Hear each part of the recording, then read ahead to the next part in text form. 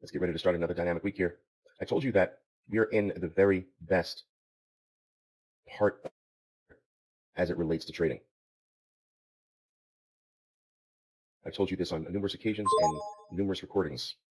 This is the most bullish part of the entire year. You're talking late September into mid to late December.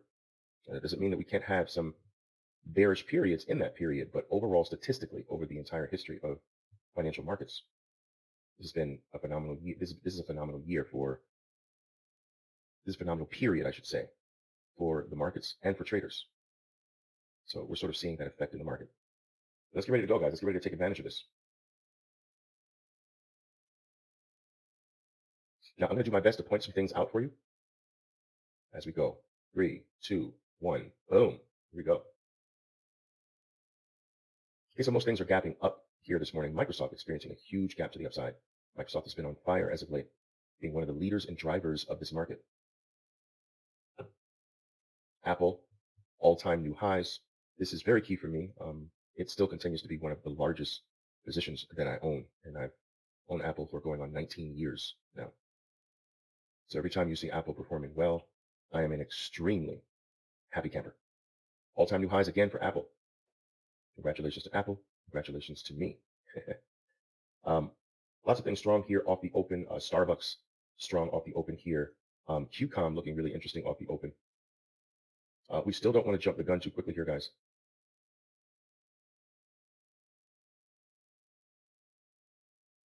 AMD up here nicely this morning. BABA looking very strong during its first 2 minutes of trading. All my BABA traders out there. Facebook is bucking the trend with some serious weakness here. Facebook might have a hard time moving forward here for the foreseeable future. Twitter triggering a buy here.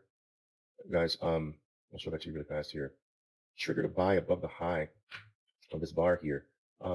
If you take this, you got to do sort of, you got to get that stop at least under that 200 there.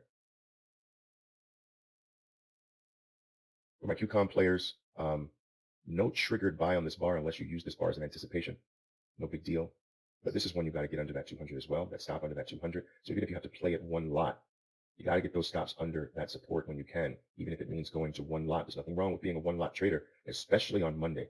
Remember, I talk, you want to protect your week in a smart way. You do not want to do any serious damage to yourself as a trader on Monday. That's not smart. You don't want to put yourself in a compromised situation where you have to trade more cautiously for the rest of the week because you put a big dent in your progress on Monday.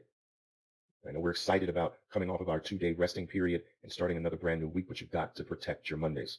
And one of the ways you can do that is basically be a one lot trader on Monday. Start off things with one lot. Nothing wrong with that. Facebook's come back up pretty nicely here.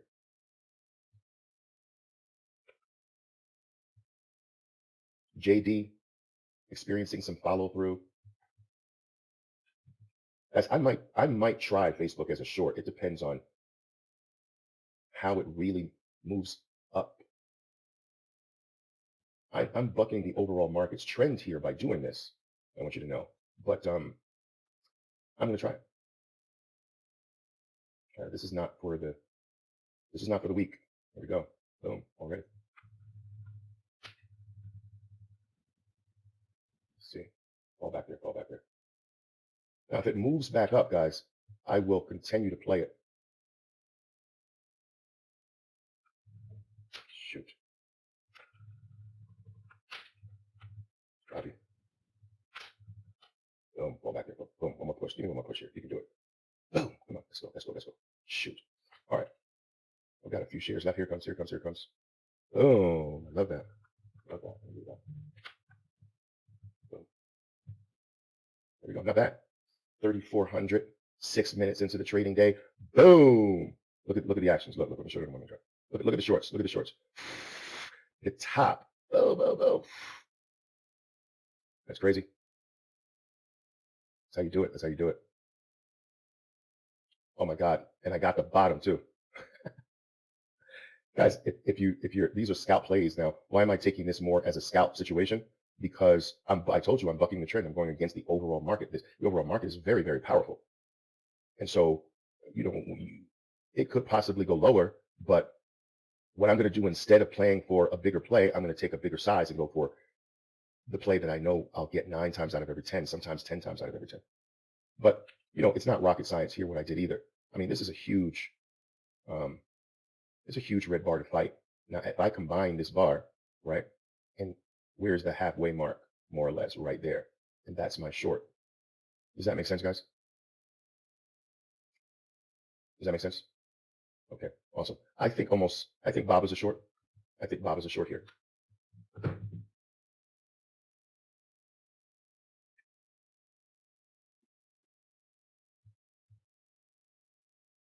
we go. Only once more. Yeah. Come on, guys. Only once more. Only once more. Come on, this. Boom. Boom. Go to copy. Go to copy. All right, now, guys, if this moves up on me, I just took the short in the bottom. But if this moves up on me, continues to move up, I'm going to increase my position. I'm in very light right now. I'm in very light right now.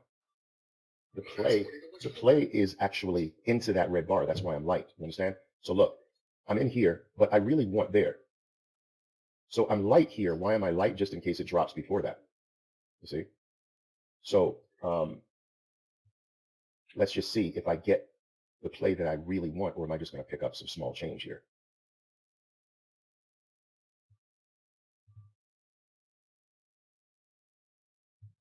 Oh, looks like no, it looks like it still can bounce here though. It still can bounce because Apple's moving up after its drop. That might take bottle with it a little bit.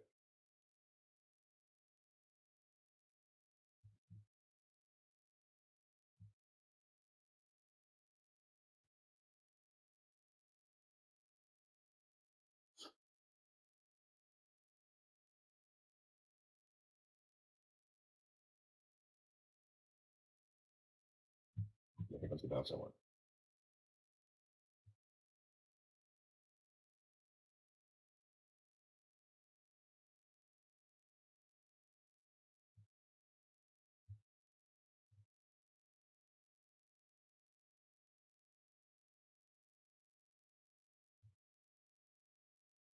How are you guys doing? Nice, James. Nice. That's a nice little play for C.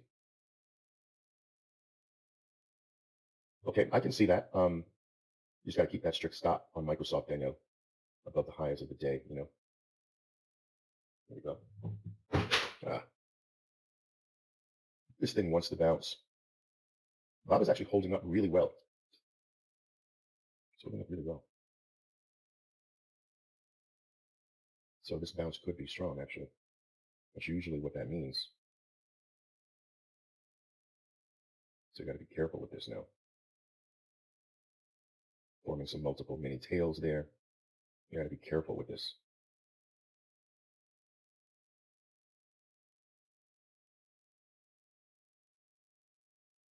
Tony, are you rooting against me?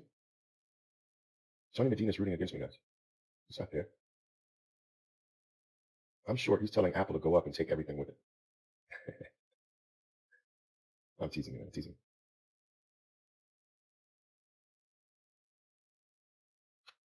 But you're always rooting with me when you're rooting on Apple going up, man. So I get it.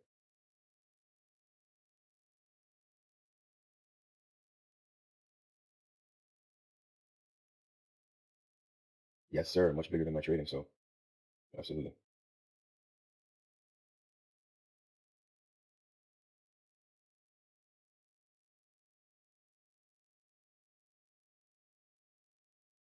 Danielle, Microsoft's working for you. Nice. Nice.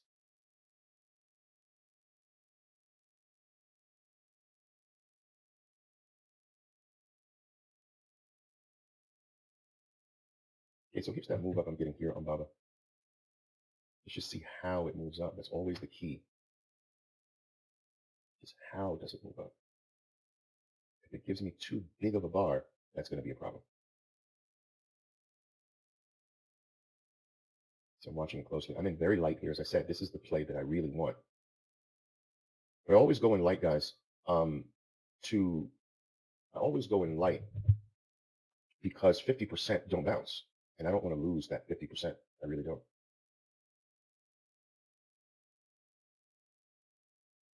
I used to lose that 50%. That's why my go in light strategy came into existence because I realized after doing some studying of me waiting for the bounce back into a violent drop that I was missing half of the opportunities by waiting. So I stopped waiting and I played the light before the bounce, and the real part of the play would be on the bounce, but at least I would grab some of the 50% of the plays that just didn't bounce. And this goes for the reverse as well.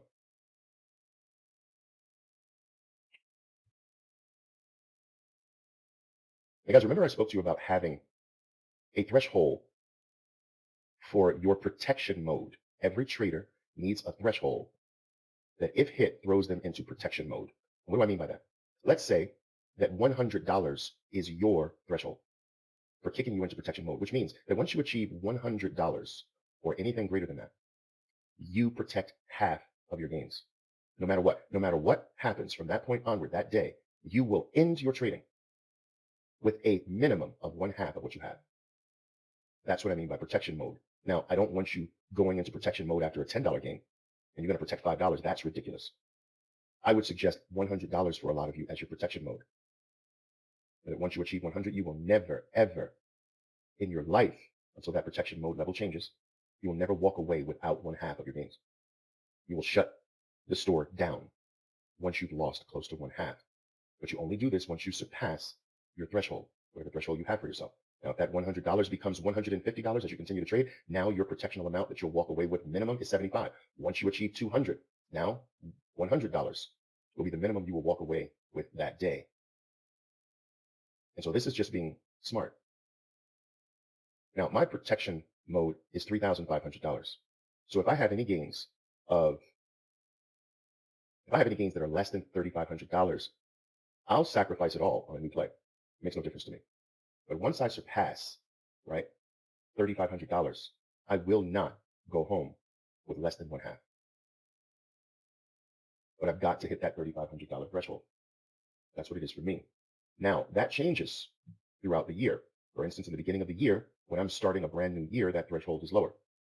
But it grows and crescendos as my profits throughout the year grows and crescendos. This Bob is holding up really well. I could be in a little trouble on this one. I haven't done my trade yet. I haven't done the real trade yet, but it's really trading bullish right now. It's orderly, it's controlled, it's resisting movements to the downside. It's taking out neutral bars, or at least trying to.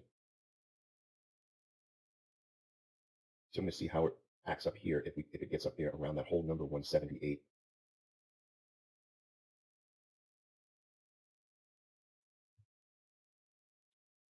Nice, Jason. You held on to the Facebook short. Love it.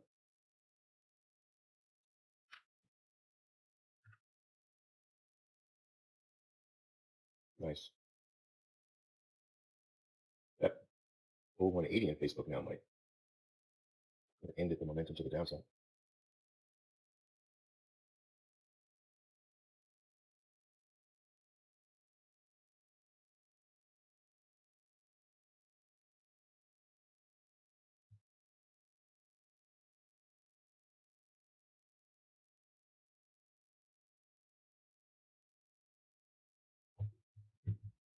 That bull 180 on the Facebook there has ended the momentum to the downside.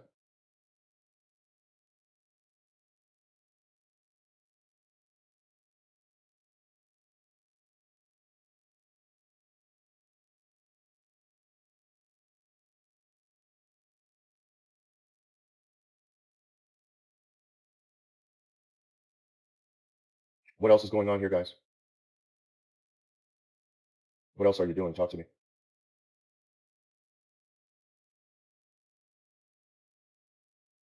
Alejandro, you did C.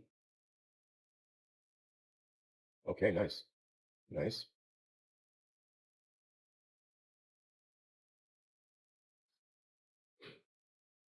Facebook continues to pop up strongly from that bull 180 down there.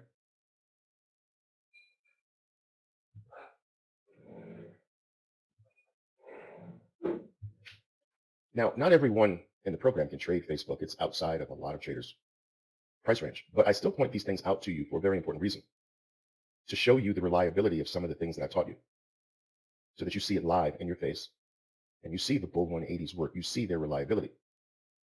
And this is very crucial. It's very important for this to happen because you need empirical proof over a period of time before your confidence level becomes unshakable. And it will never come unshakable just with my word. It has to become unshakable, right? Here we go, guys. It has to become unshakable through your experience. That's the only way your confidence level is going to become or going to arrive at the level that it needs to be for you to trade without any fear.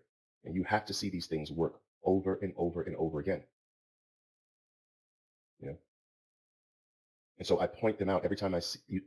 I point them out every time I see them so that you can see the reliability of things like the Bull 180, the RBI after the Bull 180, the market law number 4, failure to make a new low. So in this scenario with Facebook, you've got market law number 4. You all should know what that is. You've got market law number 4, failure to make a new low, a Bull 180 off the market law number 4. You've got the RBI following the Bull 180 and the sharp move up to the origin of its problem, of its initial problem. And so the more you see those things, the more you see those things in your face, the more you experience them, the more confident you become. The more confident you become, the more unshakable, the more fearless you become in your trading. So guys, as I mentioned to you, the Bible was holding up well. It continues to hold up well. I have yet to really put on an additional trade. I'm still very light in the play.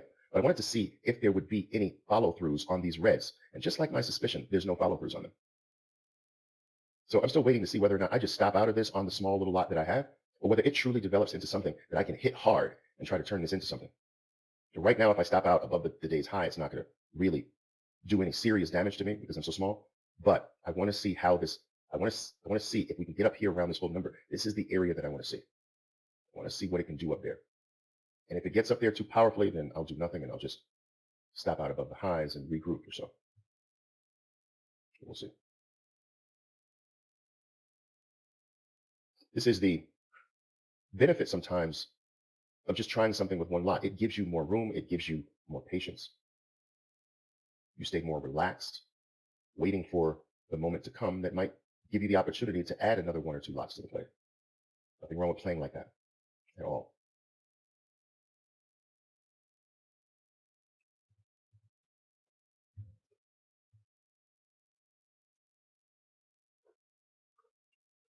QCOM, let's see what you're talking about. Nice.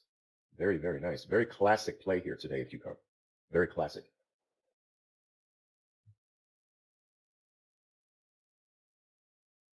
Beautiful.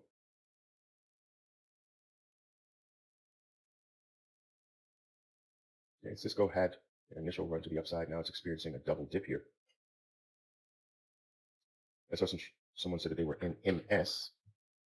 Okay, nice power bar off the open, some initial follow through. This also is experiencing a double dip here.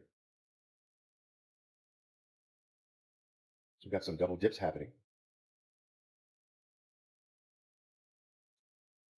Let's see what those are trying to see what Bob is doing here. Now I'm going to see if this red has no follow through. And if this red has no follow through, then it's likely a stop out for me. But notice how when I was saying down here, guys, this is experience. I was saying down here, Bob's holding very well. This could actually be some trouble. I'm spotting that down here. Not here. Most of you would be saying it here. But you'll get to a place where you can spot these things early. It's just your experience is so thorough that you can almost sense it right from the very beginning. You know? So I continue to wait. I'm waiting to either get stopped out on my small lot, or we get some nice violence that eliminates this strength or a good portion of this strength, and I can go to work. So if we don't get that, I'm not going to work. I'm just going to stop out. Does that strategy make sense? Just in case I have to leave you before this happens, does that strategy make sense that I explained to you? Either stop out, or I need some solid violet red to send a powerful punch to this green. All right. If I get that powerful punch to the green, I'll go to work as if it's a brand new play. But just as I expected here, running into some trouble. And I'll just stop out.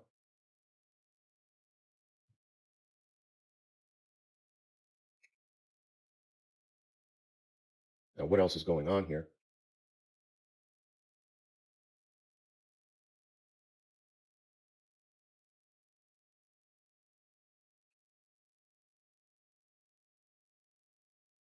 Wow, wow, wow.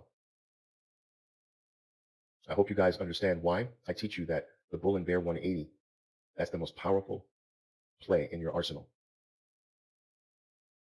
Look at Twitter, Bear 180 and the follow through. So that's the Bear version of it. Facebook has the Bull version of it. I hope you see. All right. There's keeps creeping up there. What else is going on? Square had the Bear version of it, although it was right above the 200, but Square had the Bear version of your Bear 180. Now, remember, this was at the low, you see? So there's your Bear 180 complete. Here's the move into the 50% range, right? And there's your follow through drop. Boom. Whale complete, play over. It's important to see these over and over and over again. It's important. Like I said, it builds up your confidence. And guys, under normal circumstances, let me go over this. I'm going to take the opportunity to go over my 2-color stop rule. Okay. So if I were sizable with this, if I took the short sizable here, then I would be out here. Why? Because 1 red bar got ignored and 2 red bars got ignored. That's my 2-color stop rule, which means your short is in trouble. Shorts should not be ignoring red bars, and they certainly shouldn't be ignoring 2 in a row. So if you get 2 ignored bars, 2 red bars ignored in a row, I am telling you your play's in trouble, and Baba is a perfect example. Now, I played it to stop out at the top, light. But if I played this for continuation and got this, I would be gone. That is the 2-color stop rule. A few of you let me know you understand it. Let me know you understand it. Your shorts have no business ignoring 2 red bars in a row. None whatsoever. Red bars should follow through, which is proof that you have the right short. In fact, not even 1 should fail. But sometimes we need to give the double dip concept that I spoke to you about. We need to give that concept its proper respect. So that's why it's a 2-color rule stop, not a 1-color rule stop. Because sometimes your stop does produce a double dip before it starts going in your favor. This is going to save you from a lot of heartache, guys. This 2-color stop rule. Add this to your arsenal. Add this to one of your stop adjustments. So for instance, once this red bar form, remember I said I'm going to see if this stop ignores, see if Baba ignores this second red bar. Your stop now, if you are playing size, your stop now is above that red bar before it's taken out. And then boom, you're out of the play. You can always get back in. This is what I want you to understand. Baba's power trending. But you can always get back in. This is what I'm constantly trying to remind you. Getting out doesn't mean that you can't get back in if the play that you're exiting right now at a loss sets up in your favor again. Boom, it's a brand new trade. But don't let ego make you sit through something that you can just get back in. Don't let it make you fight a losing battle. Don't let personal stubbornness get in the way of just pure, simple intelligence. You can always get back into the play. You understand this, guys? All right. Ryan is a very avid and strict utilizer of the 2-color stop rule, right, Ryan? Yes, sir.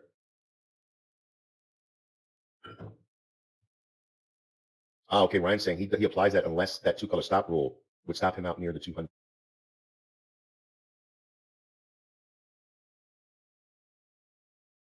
Okay. Oh, like Twitter today. Okay, right, I see. So Twitter, let's see that. I just want to keep an eye on this Baba here, guys. It's in this area where it could give me my play. But I need, I'm close to stop out on the small lot or close to adding, you see? So we're now back at the origin of the drop. That's usually a reactionary point. Usually it's a reactionary point this way or this way. Now Baba's got to decide. And I don't have to know which one it's going to be. I just play which one it is. So if it's up, my play is out. If it's down, my play is add. Boom. Now, let's see if this experiences a 2-bar stop out now here. I need a 2-bar stop out. I'm walking you through my trade. I need a 2-bar stop out there, and I'm gone. No questions asked. I can always get back in. I can always find another play. It's just one trade in a lifetime of trades.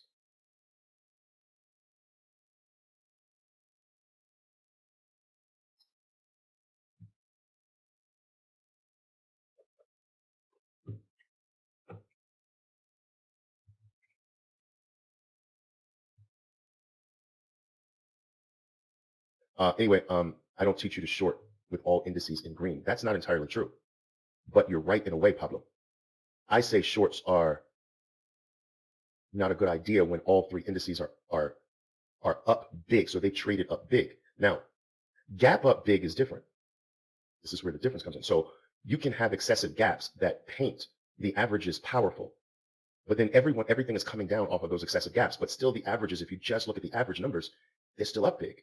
That's not what we're talking about. I'm talking about your market is moving up strongly and you're looking for shorts, not that it gapped up strongly and is coming down. That's a very different form of strength. Do you understand the difference, Pablo? All right, good. I love this. I love this game. I love the challenge of it, traders. I love the challenge of it. Like, I just love planning, following the plan, letting things come to me. It's like being a general, right? In war. All right, guys. All right, troops, look, if this happens, we do this. All right, but if this happens, we boom, boom, boom. All right, we're waiting. Don't move yet. Your stock might be saying, because your stock's your partner too, your stock might be saying, but yeah, it's time. And you're like the general, no, it's not time yet. You're still ignoring red bars. I can't do this yet. Okay, general, I get it. I like mapping it out. I like planning. I like the challenge of it. And my God, when the war or the battle starts to go in your favor, my God, the thrill, the personal satisfaction. Words just can't capture that. So Bob is still power trending in a way. There's no violence in the red, no damage to the green. So none of what I'm looking for. I like that, sorry. 5-star General Velez. Yeah, I like that. Yeah. That's a nice little ring there. Yeah. Um, why did they talk like that in the 40s? Yeah, that's right. That's right, boss. Yeah. Yeah. Why did they do that?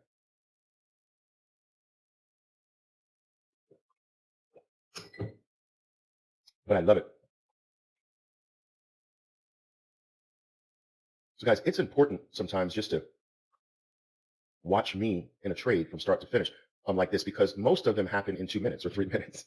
And there's just not a lot that I can talk about during 3 minutes. But something like this, I can walk you through my mindset, my plan, the adjustments to that plan as things happen. So now it's not a stop out above the high, it's a stop out above this high with a 2-bar stop rule. The add is on any violence that happens to damage green, which we have not gotten yet.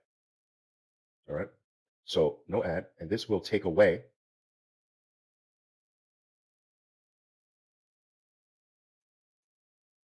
1,200 if I get stopped out, which is, for me, almost nothing. That's how small that is for me. But I mean, that's how small the position is. But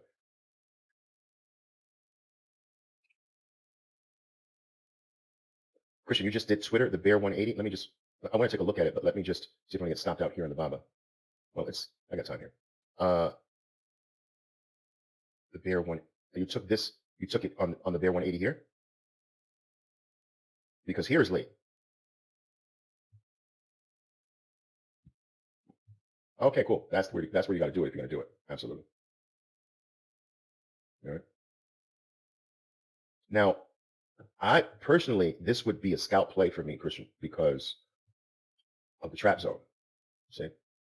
So I wouldn't be looking for miracles. It's possible, but I would be going for the short play. You know. All right, guys. So here we go.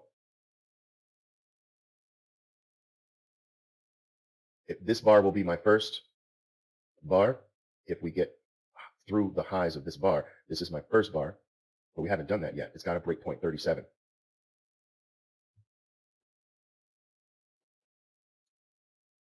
Apple, yes, my baby. Guys, every time I pass an Apple store, my knees buckle a little bit. Remember when you were in high school and that really, really, really pretty girl, or that jock, ladies, or that nerd? If you're like my daughter, it'd be that nerd. She's into nerds. She's always been into nerds since she was little. She's 25 years old now. She has a nerd, yes. But remember those days? Your knees would buckle a little bit. There she is. There she is. You tap your little friends on the side. That's how I feel every time I pass or see an Apple store. There it is again. Look at it. There it is. Guys, it's the biggest play of my life. I mean, why not? The biggest play of my entire career, Apple.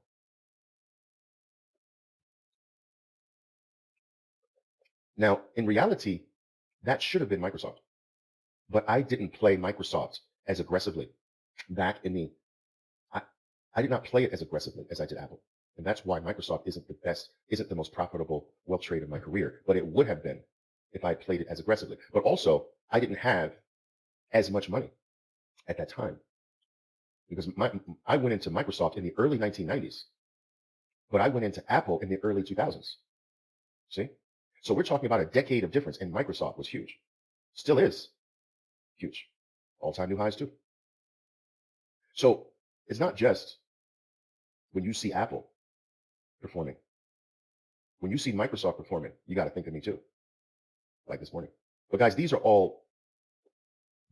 I'm at the point with these where I do nothing with them. I don't sell them. They're for life until I die, basically. They're willed to my children.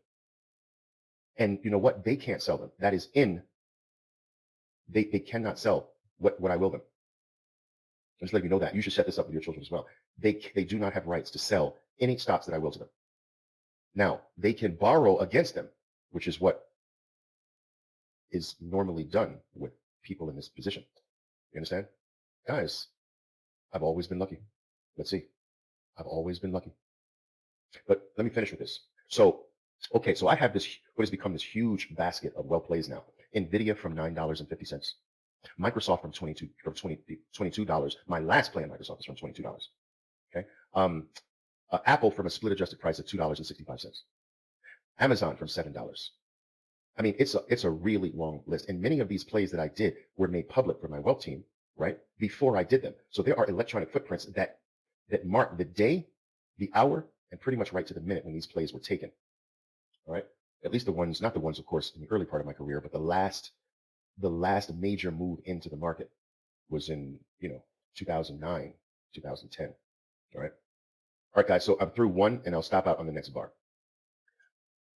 So this basket, the way I do this is I sell out of 80% as any of the plays double. And I retain 20% forever. That's right, forever. Like that 20% can go to zero. That's my strategy. And if I play the same stock again, you understand? If I play the same stock again, then that's handled like a separate trade. And if that play doubles, I sell out of 80%. And I keep another 20% of that play in forever. So I played Microsoft like 14 times. Apple's been played like 11 times. So this accumulation of your 20 percenters, 20%, 20%, 20% of this, 20% over several decades, think like over 20 years, over 25 years. Now, this basket, this never sold basket, right, gets placed in a trust and is then willed to your children, which will be a source of wealth for them during their lifetime after you. And so the way they utilize that is they can never sell, never. Do you understand? They can never sell. They never have rights to sell. The only thing they can do is to will it to their children, which must have the provision that their children can't sell it either. And what they can do is they can write checks against it. So if you have an account like that at a place like JP Morgan, you guys trade JP Morgan. Some of you trade JP Morgan all the time. JP Morgan is an expert in this. You put a basket of stocks, you place a basket of stocks with them. They become the administrators of that, right? And they will allow you to They will give you money up to as much as, depending upon their ranking of the stock, they'll give you money up to 80% of the value of the portfolio. So if the value of the portfolio was $20 million, they'll give you $17 million in cash. I mean, to use for something. You want to buy a yacht, or you want to take a trip around the world over the next 8 months, or whatever you want to do, you have a specific percentage of that that can just be turned liquid. Now, think about this. Let's say, for instance, with that basket of stocks, right? Let's say, for instance, your basket of stocks is worth 20 million, and the firm that you have that basket with gives you a 50% writable policy, which means that you can write checks or turn liquid at any time up to 50% of the value. And so let's say you do that. Let's say you write a check for $10 million. So the collateral, I mean, the bank has the $20 million value of your portfolio as collateral against that. And they have a right,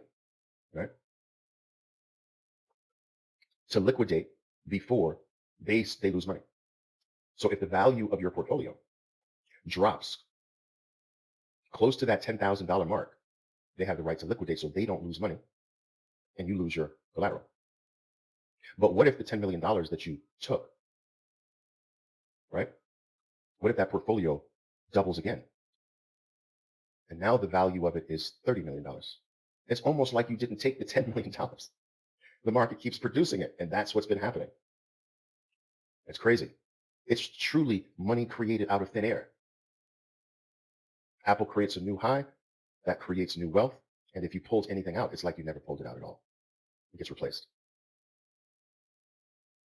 Isn't that crazy? Gotta love this game. It's like freaking Monopoly.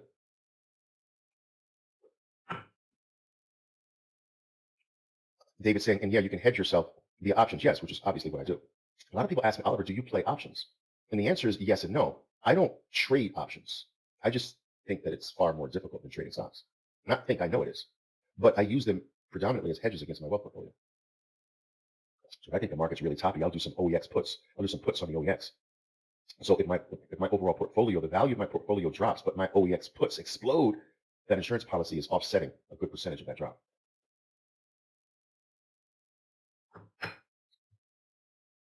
So guys, first, you work on trading success. And your goals should be structured in various levels. So for instance, your first goal, when you start this wonderful journey of trading, is to lose half of what you're losing right now. This is your first goal. When you start this game, you start off losing. Now, once you experience losing for a while, you must establish your first goal. Your first goal, I've got to cut my losing in half. Your first goal should not be to make money. Some of you are still struggling because your first goal is to make money. You're jumping too many levels ahead. You'll never make it like that. All right? If you get a cut and you start to bleed, your first goal is not to be healthy again. Your first goal is to stop the bleeding. Comparatively, in trading, you're bleeding, you're losing. Okay, now let's slow the bleeding down. Let's create a plan to lose half of what you're normally losing right now. Once you achieve that, once you are losing half of what you were historically losing in phase one, then your next goal is to achieve break-even status. Now you can fit one more half in that journey as well. So you can do two halves. So your first goal is to cut the current losing amount in half. Second goal is to cut that amount in half after a while. And then the third goal is break even. You can do two or you can do one. That's a personal choice. Once you achieve break even, your goal is to become marginally profitable. Once you become marginally profitable, and you're now a money-making trader, but it's marginal, now your goal is to replace any forms of life-supporting income.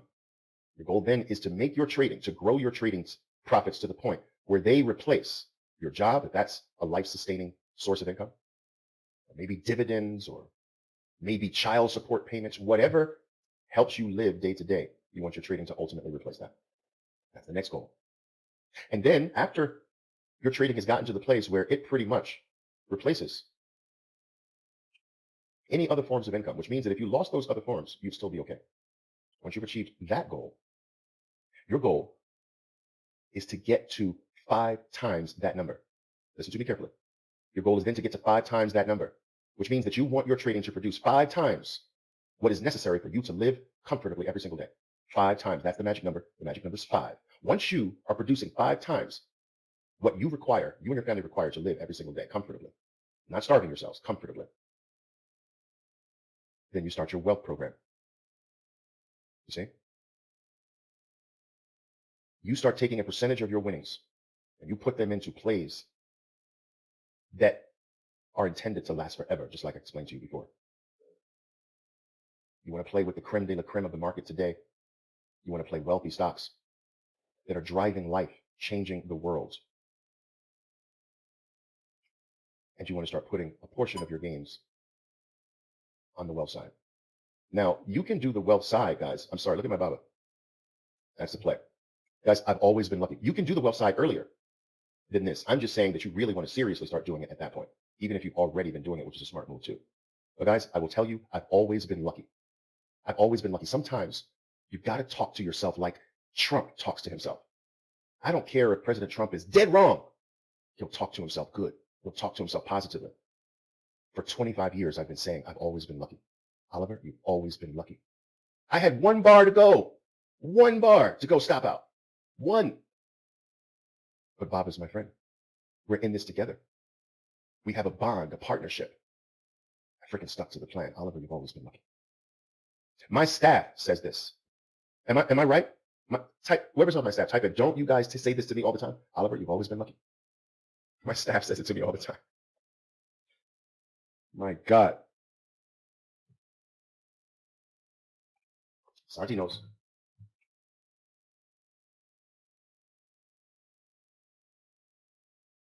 Thanks, JR. I appreciate that. Now, guys, watch me turn this into something freaking big. You understand this? I'm going to do it in your face. I'm going to turn this into something freaking so big. I've got time with you today. Oh, yes. This is going to be freaking big. You don't understand. Just let this set up the right way for me. I'm going to try to turn this into something mega. Do you understand what I mean by mega? Because I've always been lucky. Luck belongs to the skilled. Luck is the domain of the masters. The masters are supposed to be lucky. They've earned it. The skillful have a right to be lucky. The problem is when luck befalls the unskilled, when luck is momentarily given to someone who hasn't earned his or her luck. God help you. God help that person. Because the price that you have to pay for receiving something that is not your right, that is not yours, is so huge that all you can do is pray. Pray to survive the consequences. Pray to live to see another day after that price comes, because trust me, as sure as the night follows the day, you will pay a huge price for receiving what is not yours. This is why I'm constantly telling traders, you do not want to start this game winning, because those wins are luck. They do not come from your experience. They do not come from your skill. They do not come from the sacrifices you put in. You have put in no sacrifices yet. They do not come from you overcoming the obstacles. They do not come from you beating the odds, fighting, struggling, and finally making it. That's when you deserve luck. But when you win before all of that, that's not winning. That's being lucky. And the market, which is a representative of life, this is a universal law as well. The market or life will finally come with an invoice. And that invoice will have a VIG and an interest amount that is so big it will rock your world. Because the market and life in general does not like to give you what you do not deserve. And if by mistake you happen to get it, you will need counseling. When the price comes, you will need counseling.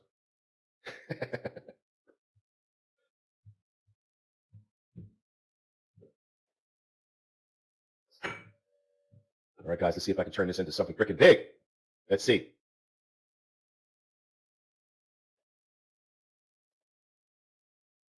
Now, in my little discourse with you, I did miss my opportunity here.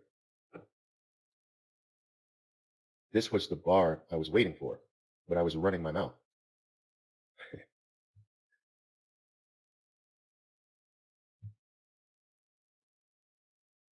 Because this, now guys, let me walk you through this a little bit. I didn't need, if I was watching this, I wouldn't have needed this violence at this stage because of time. See the time? So now it's just the break of time that you hit. Boom. And I would be coming out down here near this mark here on some. That's the scalping part of the trade. All right. So the play, if I was really paying attention, here, hard, boom, boom, boom, boom, boom, boom, boom. As long as it drops here into some. All right, that's fine. Okay. So time changed the strategy. Remember that. If you look at Microsoft, it's even a more perfect example of time changing the strategy. So time, now if you're long this, your stop has to now go under time and you got to get out. If you want to short the break of time, that's usually a low risk trade. Does that make sense? All right. Dropping knowledge today, dropping knowledge on you today. It's raining knowledge.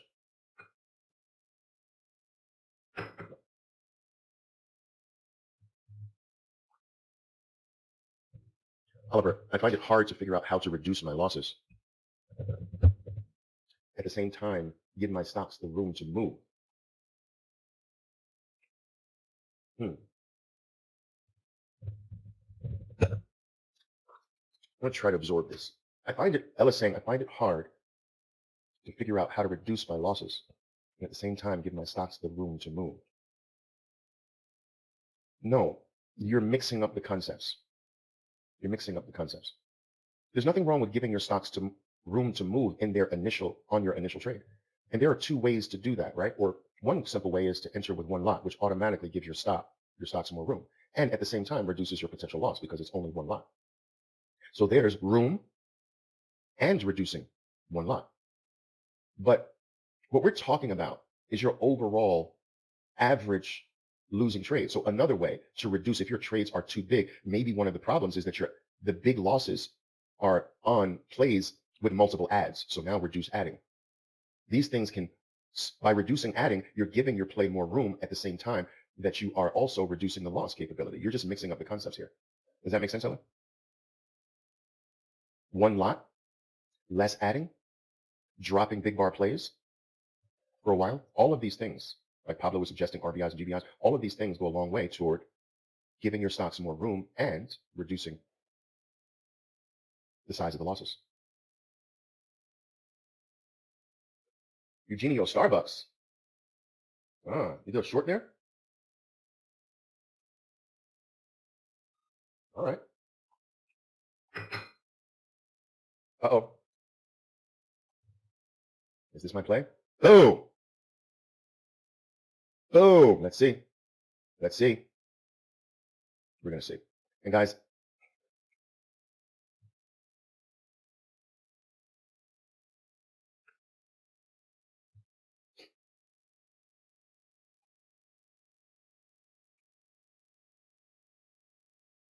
don't forget this time concept I explained to you just a bit. Don't forget that.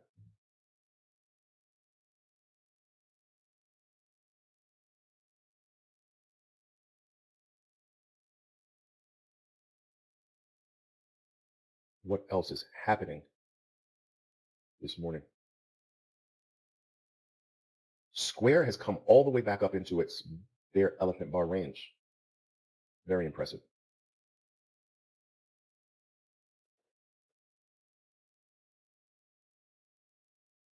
There we go, my baby. You do know that your stocks want to help you, that your stocks are part of your team.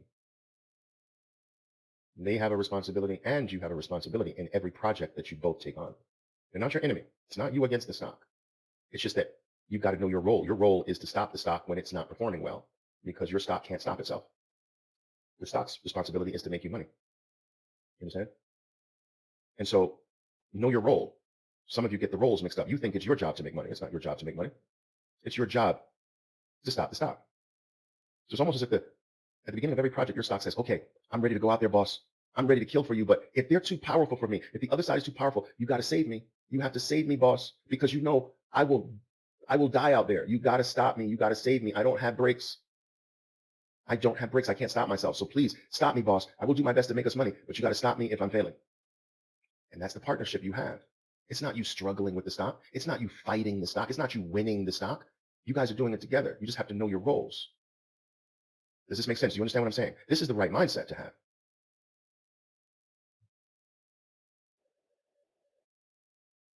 Don't do a me against them attitude. That's a novice attitude. All right. Glenn says frequently choosing the right stock is the hardest part. Well, the choosing of your stocks should happen very infrequently, Glenn. This is the choosing of your family, the choosing of your 6 to 10. It's not every day that you choose, guys. I'm telling you, I'm going to turn this into something so big in your faces. Do you understand this? Let me get back to this because this is a very interesting point.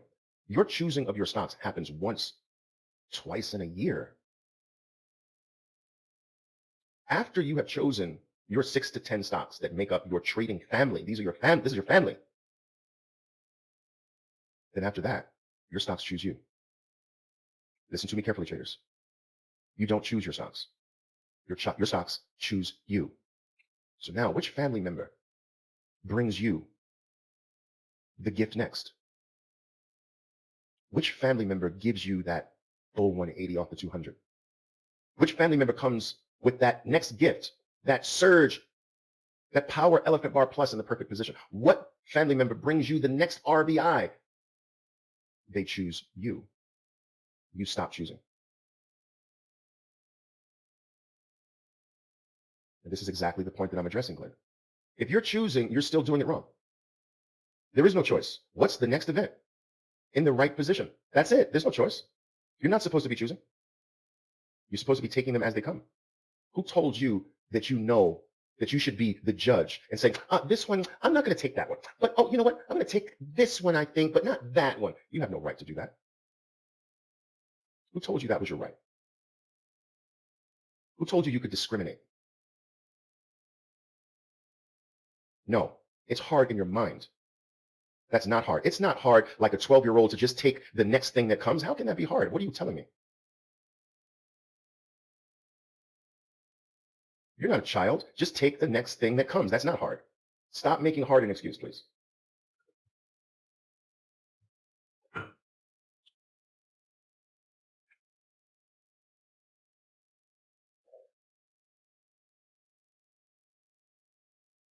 Marcella, when you say that Marcella's saying she has big losses at the opening, she thinks it's because she's holding her positions too long.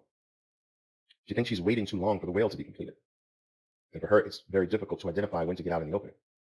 Well, the question is, are you abiding by your get out rules? You see, it's not your choice when to get out, Marcella. It's your rules choice. It's your plans? Your plan is the decision maker, not you. So there should be no difficulty in knowing when to get out. It's if you have two get out rules, then whenever those two things happen, you get out. So what are they? What are your get out rules? Traders, understand this. You don't make decisions. If you still think you need to figure something out, you had the whole game wrong still. That's not what I teach you. You don't make choices. You can't. You're inexperienced. Your choices are going to be inexperienced. How can the inexperienced make experienced choices? That's stupid. If you are not experienced yet, you should not be making any decisions. This is the whole purpose for having a map, having a plan. Your plan is the decision maker, not you. Your decisions are going to suck every time until you become experienced, and that's a ways off. This is your problem. You're still deciding. So let's say, for instance, I get out on new highs. That's one get out rule. Let's say if my stock drops too deeply, I get out on a 50% bounce. That's another guideline. Let's say I get out after time has developed and been broken against me. That's another get out rule.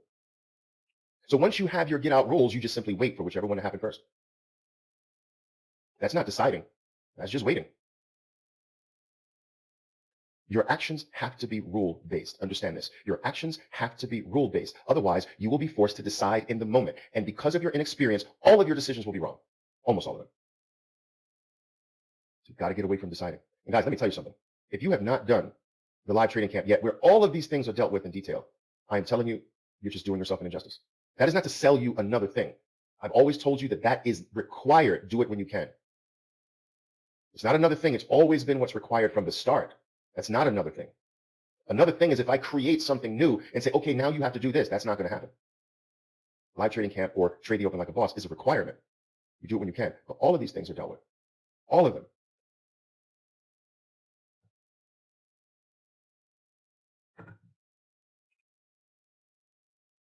I'm so afraid to go away. It's time for me to leave. But I'm so afraid because if this develops the way I want it to, it may not, but if it does, I'd love to be able to do it in your face. Don't you like it in your face?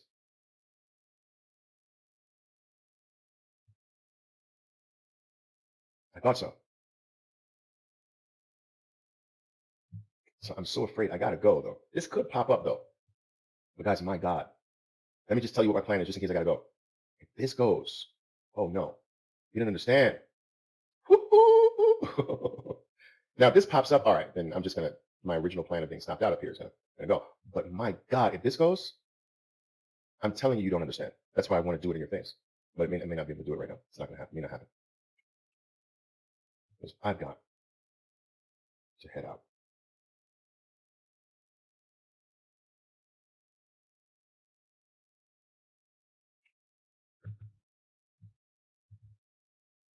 Yeah, I'll do it on Instagram. I'll do it on Instagram. Or maybe even Periscope. Guys, you guys are with me on Instagram and Periscope, right? Yeah. If you're not, I don't know what you're doing. Guys, one last thing I will say before I leave you. As many of you know, I do a great many things for free. I put a lot of content out into the world for free. And valuable content at that. I want you to understand that I do this because I keep my word. It is something that I'm very, very big on, keeping my word. I made a promise to my personal God. I made a promise to my process way back in the 1980s that if I ever made it, that if I ever achieved success at this, that I would do my part, putting out material in the world that would help wannabe traders just like I was, because there was nothing. There was nothing to help guide me down the right path. There was nothing available to rely on that would help me take the right baby steps to not waste time. And I promised that I would be a beacon light to this industry, to this process, if I ever made it. And so I keep my word. I do it for that reason. I do it because, especially today, there is so much nonsense out there being packaged as reliable good things, and it's junk. And this saddens me. It saddens me to no end. That despite the fact that we have one of the best delivery mechanisms in the world today, something that I did not have the benefit of enjoying back in the 1980s, the internet, despite the fact that we have the best delivery mechanism in the world, the vast majority of that mechanism is used for junk, to disseminate junk, invalid things to the general public in all industries, but especially in the trading industry. And so much nonsense proliferates on the internet, it's almost better to turn the whole thing off. But I'm doing my best to combat that in a way by putting real valuable things out there for free, just for those really, truly authentic, passionate, serious-minded beginners that need a start or a footing and can't afford any type of official program or anything right now. So I do it for them because them or they used to be me. And I believe in giving back like that. When I tell you I've always been lucky, I believe it's because of these things that I do that I've always been lucky. This is my personal philosophy, whether you agree with it or not. But I say all of that to say this in my final message to you before I leave, is that do not, as my traders who are in my programs right now, don't you ever think for a second that because it's free, it will not help you. Don't you dare take the stance that it's not worth getting, not worth going over, not worth receiving because, oh, that's Oliver giving it away for free, because you are shortchanging yourself. This information that I disseminate into the world for free is actually meant more for you. You'll understand it more than someone on the outside looking in. It'll have a bigger impact on you than it will someone who doesn't know our trainings and teachings every single day. That 95% of what I'm disseminating out there for free will go over the heads of the vast majority of people who absorb it, who are not part of us, but virtually none of it will go over your head. So part of your training is not only what I do for you in private, there's also what I do for the world in public. If you combine those two pieces to complete the whole developmental puzzle, and if you don't, you're crippling yourself. You're handicapping yourself. So you take in my Periscope sessions. You watch what I'm disseminating on Instagram. And my God, if you're not taking in the content I'm putting out on my YouTube channel, you're just not approaching this correctly. Do it all. Do it all. Guys, I've got to run. It's been a longer than normal session here today. I've enjoyed it. You guys are the best. You're amazing. Keep at it. Don't get discouraged. Stay on it. And rest in this one final fact. You can't keep doing something the right way over and over and over again and not eventually get better at it. It's impossible. It's the universal law of practice. You can't keep practicing something the right way over and over and over again and not eventually get better at it. So just keep doing it. Just make sure that you're doing it the right way. Ciao for now, guys. Boom!